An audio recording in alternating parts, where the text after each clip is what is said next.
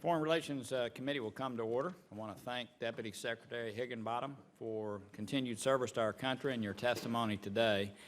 As Chairman, one of our priorities has been to revive the State Department reauthorization process, and I want to thank Senator Menendez for beginning that. I think it's critical. It's a critical oversight tool and a healthy exercise to take an annual look at the authorities that need updating. We passed an authorization bill out of committee unanimously last year for the first time in 5 years, and we hope to build upon that progress with another bipartisan bill for 2017. Like last year, our bill will focus on diplomacy programs and the nuts and bolts operations of the State Department.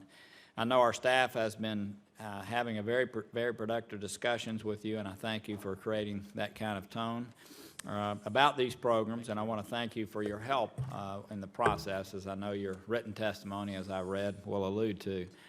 One area we've been studying, which I know the ranking member is also interested in, is how the U.S. can use its influence to affect change at the UN, particularly in the areas of sexual exploitation and abuse by UN peacekeepers, and with regard to the peacekeeping budget in general. Reports keep rolling in of UN peacekeepers and personnel abusing the very people they're charged with protecting, which is truly horrifying, and a blight on the good we're trying to do in those countries, more than a blight, I would say.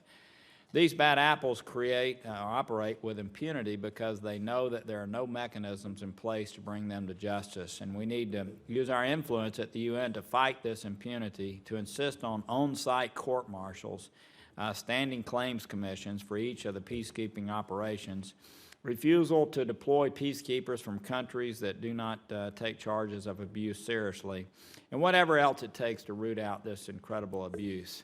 The U.S. now pays close to 30% of the UN peacekeeping budget, which is more than other permanent members of the Security Council combined, and I would not call that burden sharing, and I think there's consensus around here that we'd like to look at that. I know the State Department doesn't enjoy being saddled with this bill either, bill from the UN, but I would like to know that I would like to know what you're doing actively to create change. You know, we talk about these things, but we concern ourselves sometimes that there's really not an active engagement trying to change the peacekeeping assessment formula such that it captures a country's actual ability to contribute and eliminates bogus discounts that relieve certain countries of paying their fair share. I'm also concerned about the apparent systemic issues with improper handling of classified information at the State Department that has come to light recently.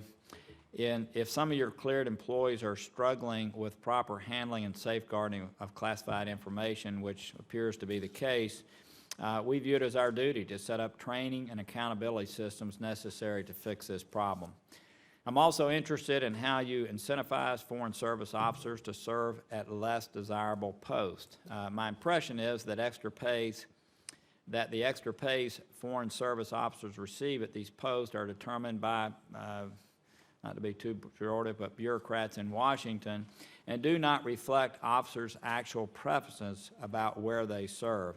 It seems to me that it would be much more effective and transparent to combine the various extra pays into one rate for each post that takes into account the popularity of that post. And finally, I hope you'll address the confusing and potentially unsustainable consular fee structure, which essentially bets on continued growth of demand for U.S. visas to fund our other consular services. I know you didn't design the system this way. It was created ad hoc by statute, but we're looking at ways to redesign the system so that it's more efficient and transparent, and I hope you'll work with us on that also. I look forward to hearing your thoughts. I know a big part of an authorization bill, and certainly this is something that's important to Senator Cardin, but also us, is you have some priorities that you would like to see put in place. We look forward to hearing about those so we can work constructively towards a good authorization bill. Thank you for your testimony, and now I'll turn to our distinguished ranking member, Senator Cardin. Well,